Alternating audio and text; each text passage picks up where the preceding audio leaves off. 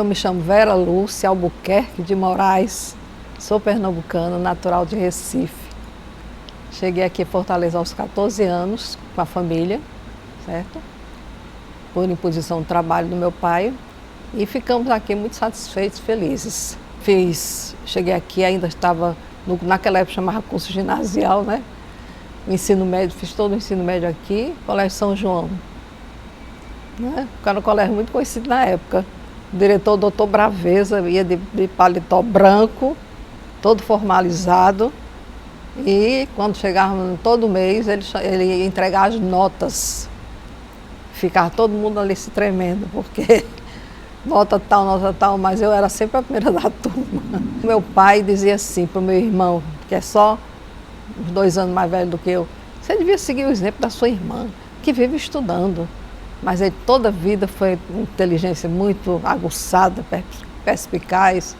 O meu pai, ele tinha uma coleção enorme de livros. Ele era contador por profissão, então não era professor, nem educador, mas ele era um bom leitor, certo? E isso influenciava muita gente, né? Uma casa que tem estantes com muitos livros, eu cheguei a ler vários livros dele. Outro dia eu estava me lembrando de As Vinhas da Ira. Eu muito cedo li aquele livro, fiquei muito impressionada.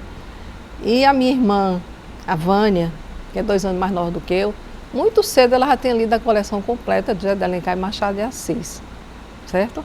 Porque saíam vendendo as coleções nos colégios, assim, em casa. Havia esse hábito. E a gente entrava em contato cedo com os escritores.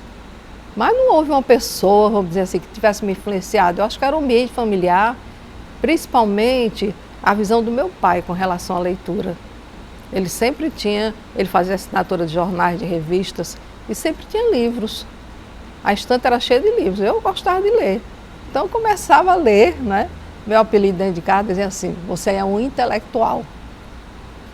Aí a minha mãe, que era dona de casa mesmo, e fazia bolos doces inigualáveis, e organizava a casa com os biscoitos, etc. E eu não me interessava por nada disso, eu não tinha jeito para isso. Aí eu dizia: mamãe, você tem tantos talentos, e você toca piano, e você pinta, e etc e tal. Ela dizia: você não precisa ser nada disso, porque você é intelectual. Então eu cresci ouvindo falar essa história, que eu sou intelectual, entendeu? A história é porque eu gostava de ler, estava sempre com o livro nas mãos, estudando na véspera de toda a prova para poder tirar um 10. E o doutor Braveza me chamar lá na frente: as melhores notas, não sei o que, 10. Bom, eu acho que o antigo currículo favorecia essa minha aproximação com a literatura. Porque a gente estudava latim, que era língua e literatura latina, língua e literatura portuguesa, literatura brasileira, língua e literatura francesa, inglês, espanhol, etc. Então havia muita literatura ao redor da gente, e a gente tinha como exercício escolar decorar poemas conhecidos de grandes escritores, de grandes poetas, do romantismo, do parnasianismo, etc. e tal, como exercício escolar. Até hoje eu tenho vários poemas gravados, certo? Que de vez em quando eu tiro um dia aí para falar para minha filha: você conhece poema tal, etc. e tal, porque era aquele exercício escolar. Ai, que saudade que eu tenho da aurora da minha vida, da minha infância querida, que os anos não trazem mais. Que amor, que sonho, que flores naquelas tardes fagueiras, a sombra das bananeiras debaixo dos laranjais. Era o tempo todo assim, exaltando a infância e a natureza, porque eu tive uma infância em contato direto com a natureza, certo? A gente não tinha essa coisa de... Nós morávamos muito bem, etc., mas as ruas eram uma rua larga, me lembro, que não tinha calçamento, e os carros pouco passavam por ali. Bom, na verdade, naquela época eu tinha muito referência desses autores, José de Alencar, Machado de Assis, eram mais autores românticos também, né? Era Castro Alves, Casimiro de Abreu, certo? O parnasiano Olavo Bilac. E eram autores porque a gente tinha cadeira de literatura no colégio. E quando chamavam para decorar os poemas desses, Aí, cada vez eu ficava, e mandava a pessoa recitar na sala de aula, então cada vez eu ficava mais assim, me afeiçoando à literatura. Mas, sinceramente, eu nunca pensei que eu fosse ser professora e, principalmente, nunca pensei que fosse ser escritora, tá? Eu não tinha esse projeto de vida, não. Como eu era muito desafiadora, gostava de estudar coisas que as meninas da época não estudavam, só os meninos, porque havia os cursos que eram mais para os meninos, que era o curso de engenharia, né? Esses cursos de física, química, e eu já tinha dito que eu ia ser engenheira, só por desafio. Mas, na verdade, quando chegou na hora do vestibular, meu irmão é engenheiro, ele passou a vida toda na engenharia de petróleo, na Petrobras, fez vários cursos no exterior e tudo. Eu disse, não, mas eu gosto disso aí, ou era só um desafio para mim? O que é que eu gosto de fazer? Gosto de ler, certo?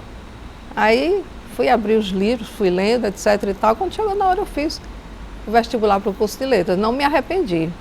Acho que eu entrei na profissão certa, né? Porque eu me descobri professora. Eu acho que tem uns 15 livros por aí.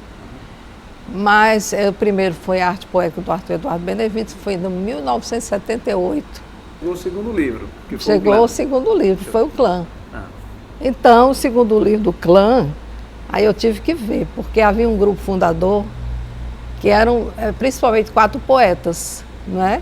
Arthur Eduardo Benevides, Otacílio Colares, Antônio Girão Barroso e Aloysio Medeiros.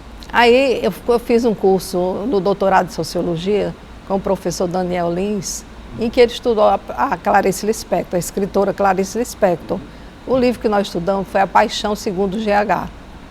É um livro muito enigmático. Eu me apaixonei de pronto pela linguagem da Clarice Lispector, que é uma escritora que ela planta mais questões do que dá respostas. Não dá respostas, né? Ela é muito questionadora. Os livros realmente são meio enigmáticos, você tem que ler uma primeira vez, segunda vez, terceira vez. E é uma pessoa que está sempre refletindo sobre a vida, sobre a existência, sobre a linguagem, né? É do tipo que eu gosto, né? Muita gente não gosta, mas eu gosto. Então, aí eu fui ler um livro dela chamado A Descoberta do Mundo, e tem muita presença de criança. Daí eu fazer esse livro sobre criança, aqui, um olhar de criança, A Descoberta do Mundo, que era uma percepção infantil sobre o universo adulto, em Clarice Lispector. Lá tem muitos contos, histórias de criança e relacionamento de crianças e adultos. E quando foi em 2009, eu escrevi um livro de crônica, chamado Brinco de Pérola, porque eu acho que todos vocês assistiram um filme chamado Moça com Brinco de Pérola, né?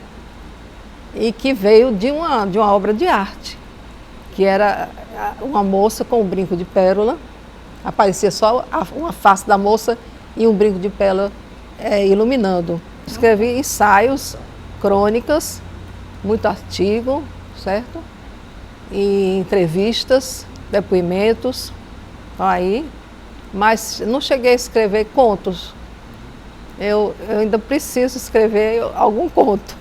Sempre houve essa troca da academia com os alunos, com a sociedade, principalmente alunos de escola pública. Eles faziam curso sobre escritores, assuntos relacionados à escola, e os alunos vinham, esse auditório era cheio. Eu participei de vários cursos, era sobre escritores, sobre períodos literários, certo? Participei de vários, junto com a Ângela Gutierrez, que sempre nós tivemos uma trajetória muito parecida, e ela sempre me incentivou muito. Bom, então a história foi essa troca. Eu peguei o Murilo Martins, que está doente hoje. Peguei o Zé Augusto Bezerra, também como presidente, a Ângela Gutierrez, e já nessa última fase o Lúcio Alcântara. Não fiz, não participei de nenhum programa, agora é difícil entrar na academia. Mas eu já conhecia todo mundo, todo o pessoal, os funcionários. E eles, de vez em quando, a Regina Fiuza, quando havia algum programa desses, ela imediatamente ligava para mim, você está interessada? É sobre mulher. E eu tenho um livro de ensaios sobre o imaginário feminino na literatura, certo? Onde eu estudo muito a mulher na literatura, a partir do imaginário feminino. Já havia feito algumas tentativas de entrar na academia, certo? Porque eu já tinha a maioria desses livros todos publicados e muitas pessoas me vinham chamando, por que você não se inscreve na academia, etc e tal. Mas eu vou me inscrever na academia, será que eu tenho... Aí quando eu fiz o currículo, que eu cheguei aqui, eu mostrei ao doutor Murilo, mas seu currículo é excelente. E a gente vai, a seleção é pelo currículo. Oficialmente, a seleção é pelo currículo. Então, o seu currículo está excelente. Não estou vendo currículo melhor. Cheguei com os livros, currículo, etc e tal. E arranjei já vários amigos que eram acadêmicos e que foram à luta pelos votos, etc. Posso citar alguns nomes? Linhares Filho, a Ângela Gutierrez, sempre foi muito amiga minha, Lourdinha Leite Barbosa, certo? Então, várias pessoas, o Ednilo mesmo, Soares. Uma coisa que me incomodava muito era surgir vaga pela morte de alguém. Mas quando foi dessa vez, houve a desistência do Ednilo. O Ednilo tinha sido meu cabo eleitoral na última eleição. Eu gosto muito dele. Pessoa muito estudiosa, lançou vários livros, educador, família de educadores, de leitores, né, professores, etc. E ele tinha me dito assim, eu estou ficando velho, daqui a alguns anos eu vou sair, porque eu quero curtir minha família, meus filhos estão morando em Portugal, Rio de Janeiro, etc. Aí surge a desistência do Ednilo, foi nessa vaga que eu entrei. 10, a cadeira 10, o patrono é o Padre Mororó, certo? Eu tive que falar sobre o Padre Mororó, né? Então, na verdade, ele lutou pela República, né? E ele era contra a monarquia, tem essa parte histórica toda, mas ele tem algumas coisas escritas, mas que se perderam, muita coisa se perdeu. Então, umas 4 pessoas passaram por essa cadeira, inclusive o Abelardo Montenegro, e chegar o Ednilo. Pelo nosso conhecimento mútuo, eu já até disse, Ângela, não tem ninguém que me conheça melhor do que você. Você, não, Verinha, vou fazer isso com o maior carinho por você e tudo. Só que problema do marido, que é um grande médico, o doutor Oswaldo Gutierrez, porque eu tenho a maior consideração, mas não estava bem de saúde. E eu fiquei até, como é que eu estou exigindo isso da Ângela? Mas ela disse, não vou deixar, você pode ir. Me pediu esses livros todinhos e ela à noite ficava relendo os livros, entendeu? Aí ela veio, fez o discurso, falando principalmente dos livros, né? Fez um belíssimo discurso assim, afetivo, na nossa parceria. Como diretoras da Casa de Alencar, nós dois trabalhamos juntas, né? Nessa época que eu conheci o Romeu Duarte. E fizemos 2 grandes simpósios na Casa de Alencar, simpósios nacionais. E foram publicadas essas obras, né? E ela relembrou tudo isso no discurso dela. E depois também aqui na sala, a gente vão 3 buscar a gente, né? 3 pessoas foram me buscar. Então, foi o Marcelo Gurgel, que entrou agora também, a Selma Prata, que eu escrevi até no livro dela, Confinados, uma ótima escritora, uma amiga recente, mas uma pessoa maravilhosa. A Noemelisa Aderaldo, que foi minha colega de faculdade, de turma, né? Apesar de estar bem adoentada, ela se levantou, veio com o filho, que é da área médica, só para ver a minha posse. Eu agradeço de coração essa atitude que me deixa assim, emocionada, né? Então, foi muito bonito. A minha família estava aqui, minhas 2 irmãs. Meu irmão não pôde vir, porque mora em Aracaju. Mas é um irmão do coração. Com quem eu troco meu livro aí. As travessuras, eram sempre nós dois os mais velhos. E a família do meu marido, que faleceu ano passado, Paulo Roberto. Ele era muito conhecido no âmbito da música, ele era cantor. Gostava de cantar as músicas do Frank Sinatra, etc. Tinha uma voz belíssima. Mas o ano passado ele faleceu, mas as irmãs, a família dele, os meus sobrinhos estavam aqui. Ser imortal é aquele chavão, né? São os imortais da academia. Mas eu tenho um plano de colaborar muito com a academia. Se a academia solicitar a minha colaboração nesses projetos culturais, eu estou à disposição da academia, certo?